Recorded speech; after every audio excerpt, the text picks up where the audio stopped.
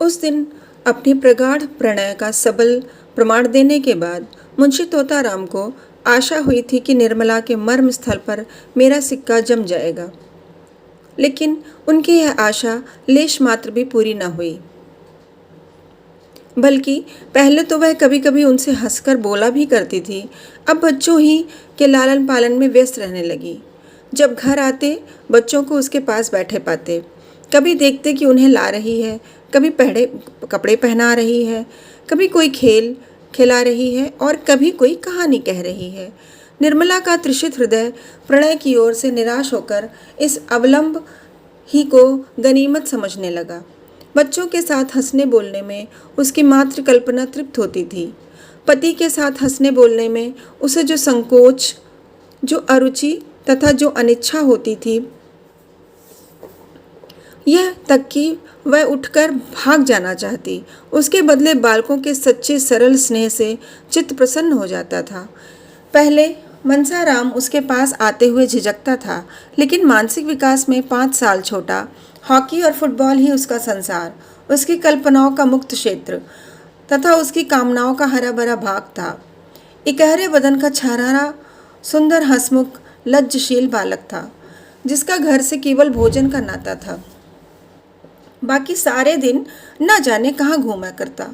निर्मला उसके मुंह से खेल की बातें सुनकर थोड़ी देर के लिए अपनी चिंताओं को भूल जाती और चाहती थी एक बार फिर वह वही दिन आ जाते जब वह गुड़िया खेलती और उसके ब्याह रचाया करती थी, और जिसे अभी बहुत ही थोड़े दिन गुजरे थे। मुंशी तोताराम अन्य एकांत सेवी मनुष्यों की भांति विषयी जीव थे। कुछ दिनों तो वह निर्मला को सैर तमाशे दिखाते रहे, लेकिन जब देखा कि इसका कुछ फल नहीं होता तो फिर एकांत सेवन करने लगे। दिन भर के कठिन मासिक परिश्रम के बाद उनका चित्त आमोद प्रमोद के लिए लालायित हो जाता, लेकिन जब अपनी विनोद वाटिका में प्रवेश करते और उसके फूलों को मुरझाया, पौधों को सूखा और क्यारियों से धूल उड़ती हुई देखते तो उनका जी चाहता क्यों न इस वाटिका को उजाड़ दूं। निर्मला उनसे क्यों विरक्त रहती है, इसका रहस्य उनकी समझ में न आता था। दंपति शास्त्र के सारे मंत्रों की परीक्षा कर चुके, पर मनोरथ पूरा न हुआ। अब क्या करना चाहिए यह उनकी समझ में न आता था। एक दिन वह इसी चिंता में बैठे हुए थे कि उनके सहपाठी मित्र नयन सुखराम आकर बैठ गए और सलाम वलाम के बाद मुस्कुराकर बोले, आजकल तो खूब गहरी छंती होगी। नई बीवी का आलिंगन करके जवानी का मजा आ जाता होगा। बड़े भाग्यवान हो भाई, रूठी हुई जवानी को मनाने का इससे अच्छा कोई उपाय नहीं कि नया विवाह हो जाए। यहाँ तो जिंदगी बवाल हो रही है। पत्नी जी इस बुरी तरह चिमटी हैं कि किसी तरह पिंड ही नहीं छोड़ती। मैं तो दूसरी शादी की फिक्र में हूँ, कहीं डॉल हो तो ठीक ठाक करा दो। दस्तूरी में एक दिन तुम्हें उसके हाथ के बने हुए पान खिला देंगे। तोताराम ने गंभीर भाव से कहा, कहीं ऐसी हिमाकत न कर बैठना, नहीं तो पछताओगे। लौंडियों तो लौंडों से ही खुश रहती हैं। हम तुम अब उस काम के नहीं रहे। सच कहता हूँ, मैं तो शादी करके पछता रहा हूँ। बुरी बला गले पड़ी। सोचा था 2-4 साल और जिंदगी का मजा उठा लूँ, पर उल्टी आते गले पड़ी। नैन सुख, तुम क्या बात करते हो? जरा सैर तमाशे दिखा दो, उनके रूप रंग की तारीफ कर दो, बस रंग जम गया। यह सब कुछ करके थक गया। अच्छा, कुछ इत्र तेल फूल पत्ते चाट वाट का भी मज़ा चखाया? अजी यह सब कर चुका। दंपति शास्त्र के सारे मंत्रों का इम्तहान ले चुका। सब कोरी गप्पे हैं। अच्छा, तो अब मेरी सलाह मानो, ज़रा अपनी सूरत बनवा लो। आजकल यहाँ एक बिजली के डॉक्टर आए हुए हैं जो बुढ़ापे के सारे निशान मिटा देते हैं। क्या मजाल कि चेहरे पर एक झुर्रिया या सिर का बाल पका रह जाए। न जाने क्या जादू कर देते हैं कि आदमी का चोला ही बदल जाता है। फीस क्या लेते हैं? फीस तो सुना है शायद 500 रुपये। अजी कोई पाखंडी होगा, बेवकूफ़ों को लूट रहा होगा। कोई रोगन लगाकर 2-4 दिन के लिए ज़रा चेहरा चिकना कर देता होगा। इश्तहारी डॉक्टरों पर तो अपना विश्वास ही नहीं।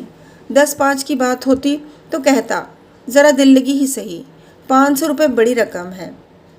तुम्हारे लिए 500 रुपये कौन बड़ी बात है? 1 महीने की आमदनी है। मेरे पास तो भाई 500 रुपये होते तो सबसे पहला काम यही करता। जवानी के 1 घंटे की कीमत 500 रुपये से कहीं ज़्यादा है। अजी कोई सस्ता नुस्खा बताओ, कोई फ़कीरी जड़ी बूटी जो कि बिना हर फिटकरी के रंग चोखा हो जाए। बिजली और रेडियम बड़े आदमियों के लिए रहने दो, उन्हीं को मुबारक हो। तो फिर रंगीलेपन का स्वांग रचो या ढीला ढाला कोट फेंको, तंजीब की चुस्त अचकन हो, चुन्नटदार पैजामा, गले में सोने की जंजीर पड़ी हुई, सिर पर जयपुरी साफा बांधा हुआ, आंखों में सुरमा और बालों में हिना का तेल पड़ा हुआ। तोंद का पिचकना भी ज़रूरी है। दोहरा कमरबंद बांधे, जरा तकलीफ तो होगी पर अचकन सज उठेगी। खिजाब मैं ला दूंगा। 150 गज़लें याद कर लो और मौके मौके से शेर पढ़ो। बातों में रस भरा हो, ऐसा मालूम हो कि तुम्हें दीन और दुनिया की कोई फिक्र नहीं है, बस जो कुछ है प्रियतम ही है। जमा मर्दी और साहस के काम करने का मौका ढूंढते रहो। रात को झूठ मूठ शोर करो, चोर चोर और तलवार लेकर अकेले पिल पड़ो।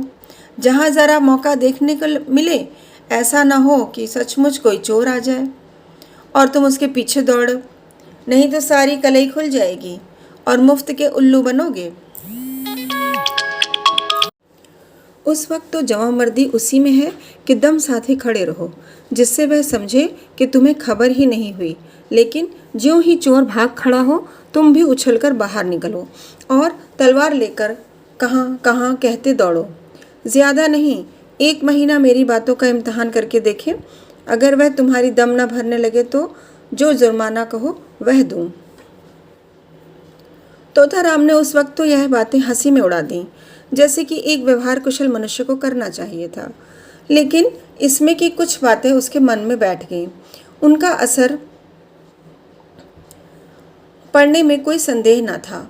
धीरे धीरे रंग बदलने लगे, जिसमें लोग खटक न जाएं।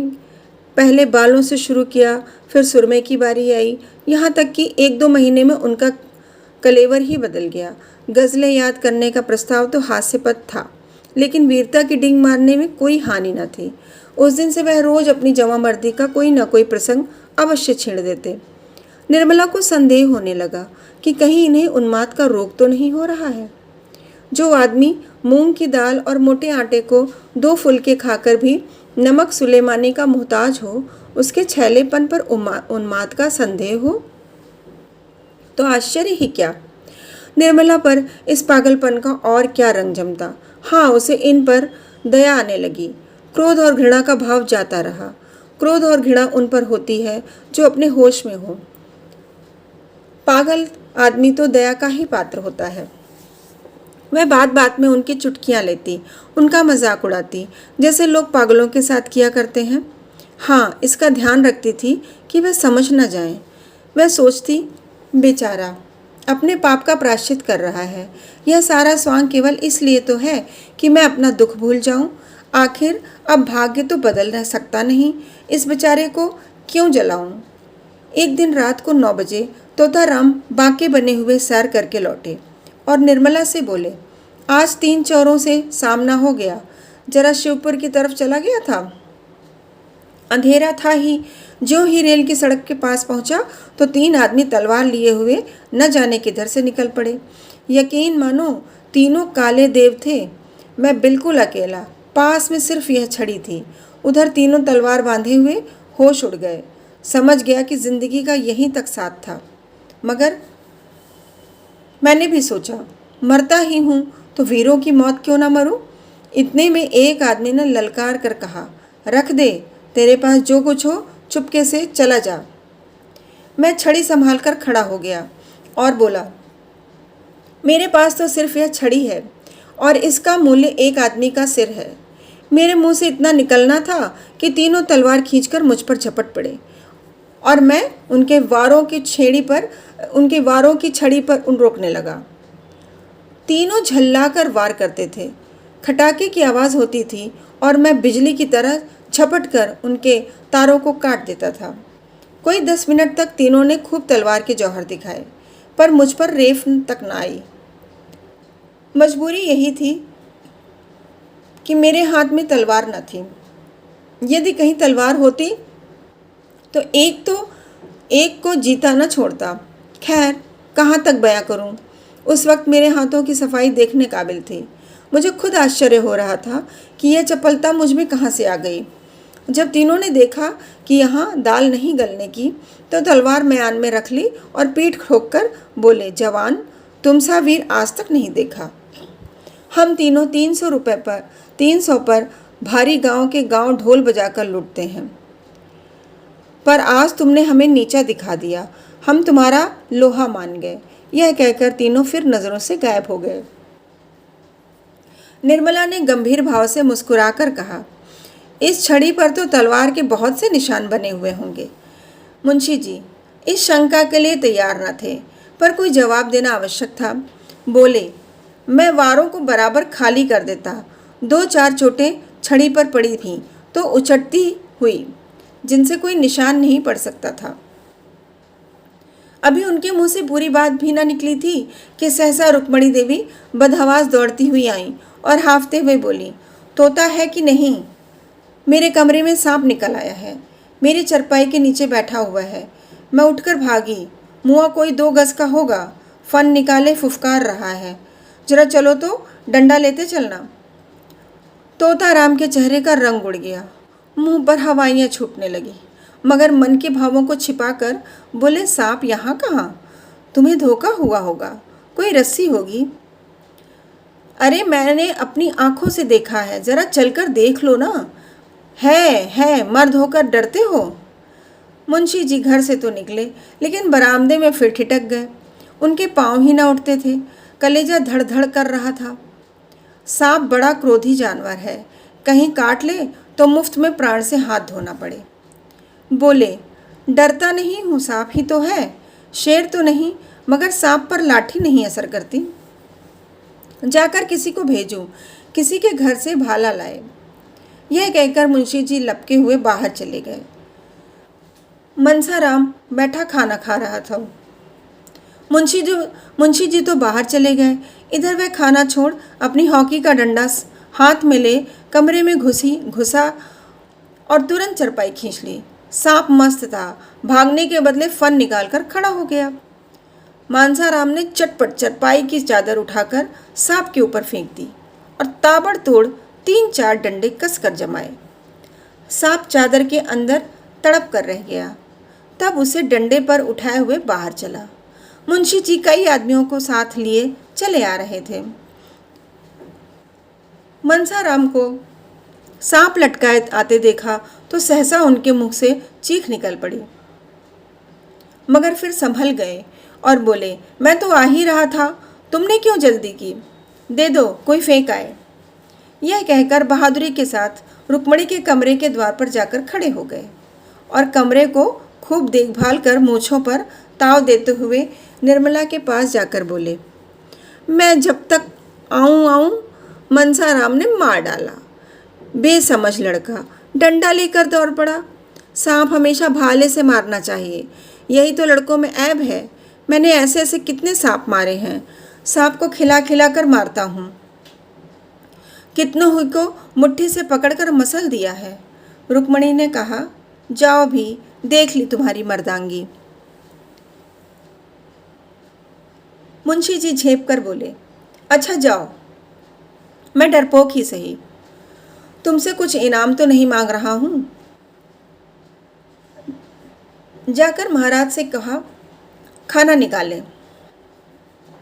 मुंशी जी तो भोजन करने गए और निर्मला द्वार की चौखट पर खड़ी सोच रही थी, भगवान, क्या इन्हें सचमुच कोई भीषण रोग हो रहा है?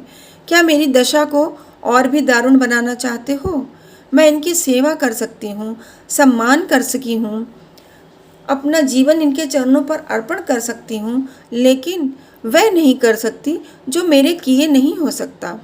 अवस्था का भेद मिटाना मेरे वश की बात नहीं। आखिर यह मुझसे क्या चाहते हैं? समझ गई। आह, यह बात पहले ही नहीं समझी थी। नहीं तो इनको क्यों इतनी तपस्या करनी पड़ती, क्यों इतने स्वांग भरने पड़ते। उस दिन से निर्मला का रंग ढंग बदलने लगा। उसने अपने को कर्तव्य पर मिटा देने का निश्चय कर दिया। अब तक नैराश्य का संताप में उसने कर्तव्य पर ध्यान ही न दिया था।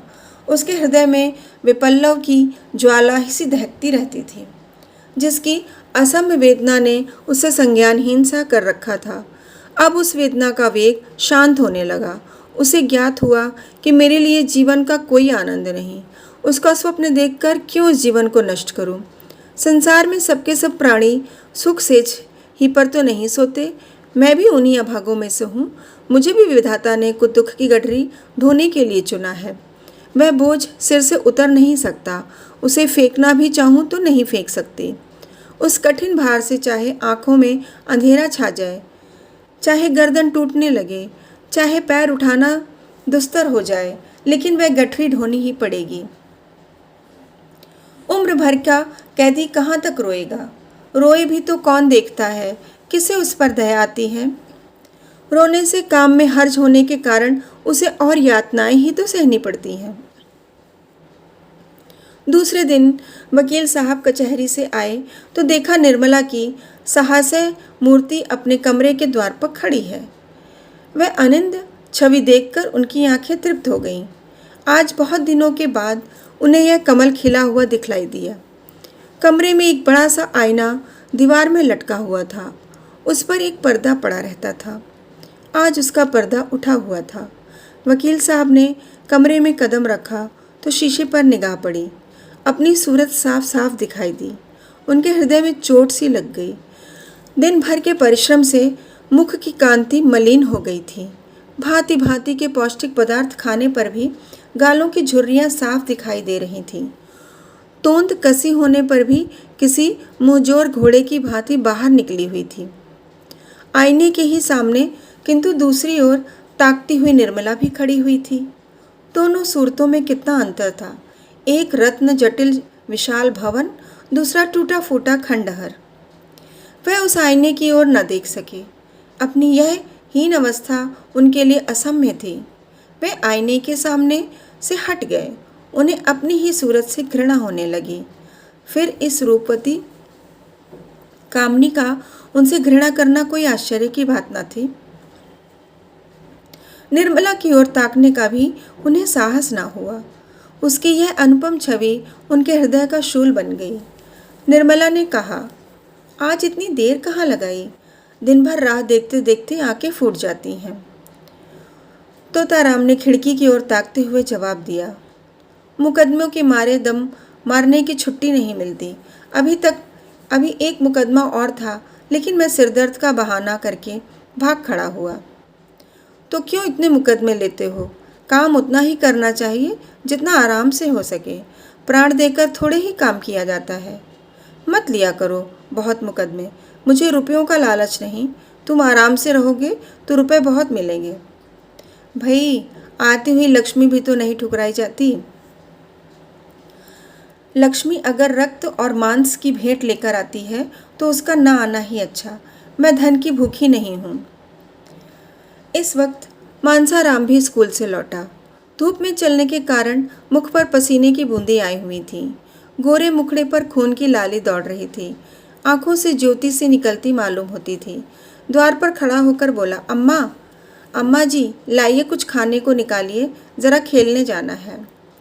निर्मला जाकर गिलास में पानी लाई और एक तश्तरी में कुछ मेवे रखकर मानसाराम को दिए। मानसाराम जब खाकर चलने लगा तो निर्मला ने पूछा, कब तक आओगे? कह नहीं सकता। गोरों के साथ हॉकी का मैच है। बारक यहाँ से बहुत दूर है। भाई जल्द आना, खाना ठंडा हो जाएगा तो कहोगे मुझे भूख नहीं है। मानसाराम ने निर्मला की ओर सरल स्नेह भाव से देखकर कहा, मुझे देर हो जाए तो समझ लीजिएगा वहीं खा रहा हूँ। मेरे लिए बैठने की ज़रूरत नहीं। वह चला गया तो निर्मला बोली, पहले तो घर में आते ही ना थे, मुझसे बोलते शर्माते थे। किसी चीज़ की ज़रूरत होती तो बाहर से ही मंगवा भेजते। जब से मैंने बुलाकर कहा तब से आने लगे हैं। तोताराम ने कुछ चिढ़कर कहा, यह तुम्हारे पास खाने पीने की चीज़ें मांगने क्यों आता है? दीदी से क्यों नहीं कहता? निर्मला ने यह बात प्रशंसा पाने के लोभ से कही थी। वह दिखाना चाहती थी कि मैं तुम्हारे लड़कों को कितना चाहती हूँ। यह कोई बनावटी प्रेम ना था, उसे लड़कों से सचमुच स्नेह था। उसके चरित्र में अभी तक बाल भाव ही प्रधान था। उसमें वही उत्सुकता, वही चंचलता, वही विनोद प्रियता विद्यमान थी और बालकों के साथ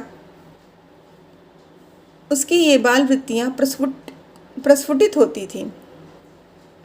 पत्नी सुलभ ईर्ष्या अभी तक उसके मन में उदय नहीं हुई थी, लेकिन पति के प्रसन्न होने के बदले नाग भाव सिकोड़ने का आशय न समझकर बोली, मैं क्या जानूं, उनसे क्यों नहीं मांगते?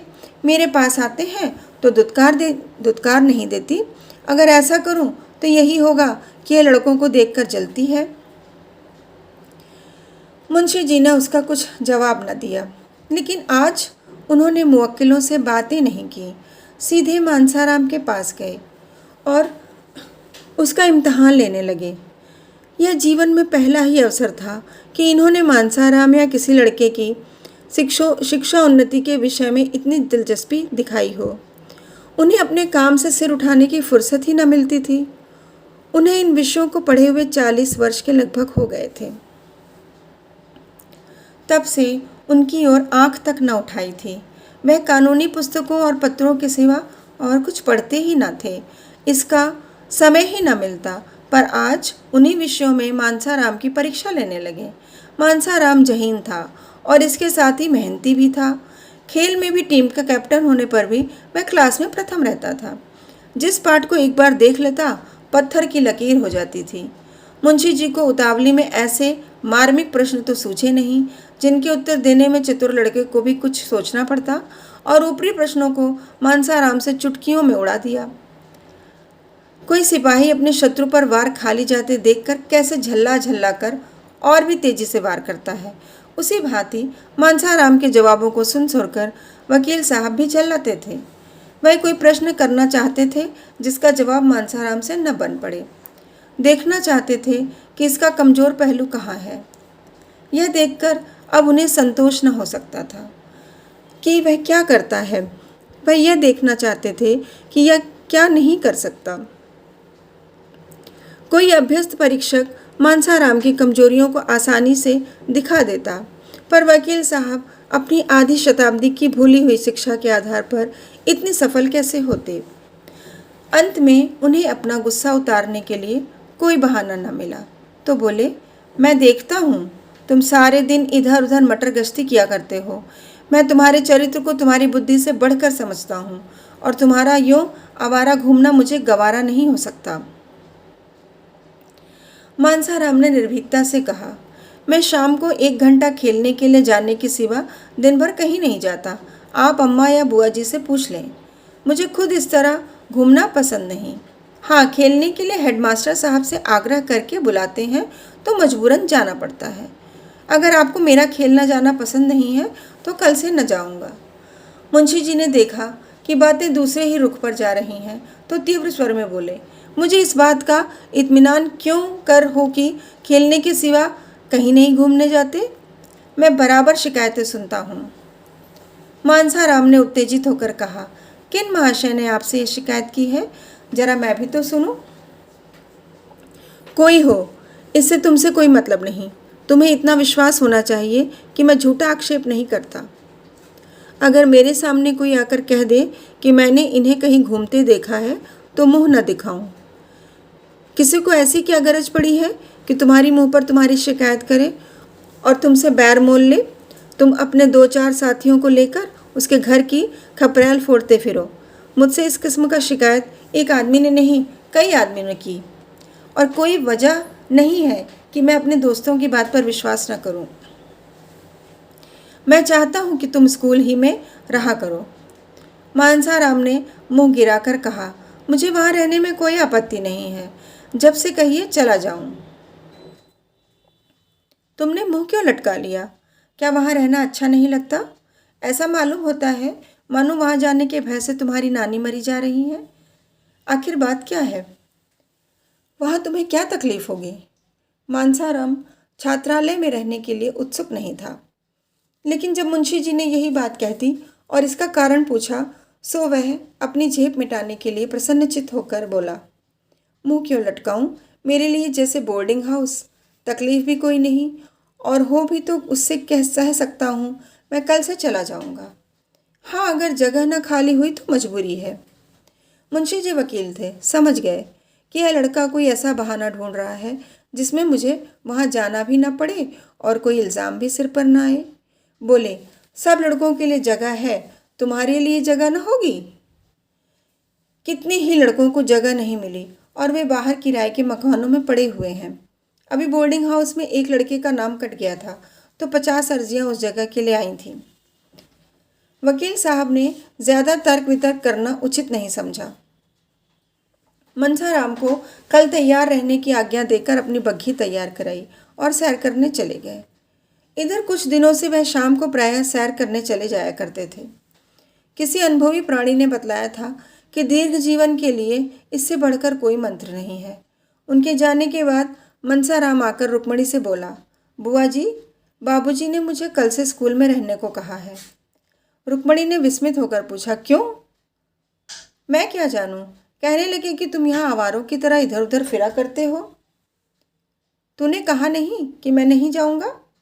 कहा क्यों नहीं, मगर वह जब माने भी। तुम्हारी नई अम्मा जी की कृपा होगी, और क्या। नहीं बुआ जी, मुझे उन पर संदेह नहीं है। वे बेचारी भूल से भी कभी कुछ नहीं कहती। कोई चीज़ मांगने जाता हूँ तुरंत उठाकर दे देती हैं। तू यह तिरिया चरित्र क्या जाने, यह उन्हीं की लगाई हुई आग है। देख, मैं जाकर पूछती हूँ। रुक्मणी झल्लाई हुई निर्मला के पास जा पहुँची। उसे आड़े हाथों लेने का, कांटों में घसीटने का, तानों से छेदने का, रुलाने का सुअवसर वह हाथ से न जाने देती थी। निर्मला उनका आदर करती थी, उनसे दबती थी, उनकी बातों का जवाब तक न देती थी। वह चाहती थी कि वह सिखावन की बातें कहे, जैसे मैं भूलूं वहाँ सुधारे। सब कामों की देखरेख करती रही, पर रुक्मणी उससे तनी ही रहती थी। निर्मला चरपाई से उठकर बोली, आइए दीदी, बैठिए। रुक्मणी ने खड़े खड़े कहा, मैं पूछती हूँ, क्या तुम सबको घर से निकालकर अकेले ही रहना चाहती हो? निर्मला ने कातर भाव से कहा, क्या हुआ दीदी जी? मैं तो किसी से कुछ नहीं, मैंने तो किसी से कुछ नहीं कहा। मानसाराम को घर से निकाले देती हो, तिस पर कहती हो मैंने तो किसी से कुछ नहीं कहा। क्या तुमसे इतना भी देखा नहीं जाता? दीदी जी, तुम्हारे चरणों को छूकर कहती हूँ, मुझे कुछ नहीं मालूम। मेरी आंखें फूट जाएं अगर उसके विषय में मुंह तक खोला हो। रुक्मणी, क्यों व्यर्थ कसम खाती हो? अब तक तोताराम कभी लड़के से नहीं बोलते थे। एक हफ्ते के लिए मनसाराम ननिहाल चला गया था तो इतने घबराए कि खुद जाकर लिवा लाए। अब इसी मनसाराम को घर से निकालकर स्कूल में रखे देते हैं। अगर लड़के का बाल भी बांका हुआ तो तुम जानोगी। वह कभी बाहर नहीं रहा, उसे न खाने की सुध रहती है न पहनने की। जहाँ बैठता है वहीं सो जाता है। कहने को तो जवान हो गया, पर स्वभाव बालकों जैसा है। स्कूल में उसकी मरण हो जाएगी। वहाँ किसे फिक्र है कि इसने खाया या नहीं, कहाँ कपड़े उतारे, कहाँ सो रहा है। जब घर में कोई पूछने वाला नहीं तो बाहर कौन पूछेगा? मैंने तुम्हें चेता दिया, आगे तुम जानो, तुम्हारा काम जाने। यह कहकर रुक्मणी वहाँ से चली गई। वकील साहब सैर करके लौटे तो निर्मला ने तुरंत यह विषय छेड़ दिया। मनसाराम से वह आजकल थोड़ी अंग्रेजी पढ़ती थी। उसके चले जाने पर फिर उसके पढ़ने का हर्ज ना होगा। दूसरा कौन पढ़ाएगा? वकील साहब को अब तक यह बात न मालूम थी। निर्मला ने सोचा था कि जब कुछ अभ्यास हो जाएगा तो वकील साहब को एक दिन अंग्रेजी में बातें करके चकित कर दूंगी। कुछ थोड़ा सा ज्ञान तो उसे अपने भाइयों से हो ही गया था। अब वह नियमित रूप से पढ़ रही थी। वकील साहब की छाती पर सांप सा लौट गया। त्योरियां बदलकर बोले, वे कब से पढ़ा रहा है तुम्हें? मुझसे तुमने कभी नहीं कहा।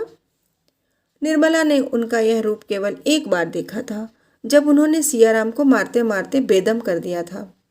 वही रूप और भी विकराल बनकर आज उसे फिर दिखाई दिया। सहमती हुई बोली, उनके पढ़ने में तो इससे कोई हरज नहीं होता। मैं उसी वक्त उनसे पढ़ती हूँ जब उनसे फुर्सत रहती है। पूछ लेती हूँ कि तुम्हारा हरज होता हो तो जाओ। बहुधा जब वह खेलने जाने लगते हैं तो 10 मिनट के लिए रोक लेती हूँ। मैं खुद चाहती हूँ कि उनका नुकसान ना हो। बात कुछ न थी, मगर वकील साहब हताश होकर चरपाई पर गिर पड़े और माथे पर हाथ रखकर चिंता में मग्न हो गए। उन्होंने जितना समझा था बात उससे अधिक बढ़ गई थी। उन्हें अपने ऊपर क्रोध आया कि मैंने पहले ही क्यों ना इस लड़के को बाहर रखने का प्रबंध किया। आजकल तो यह महारानी इतनी खुश दिखाई देती हैं, इसका रहस्य अब समझ में आया। पहले कभी कमरा इतना सजाया न रहता था, बनाव चुनाव भी न करती थी, पर अब देखता हूँ काया पलट सी हो गई है।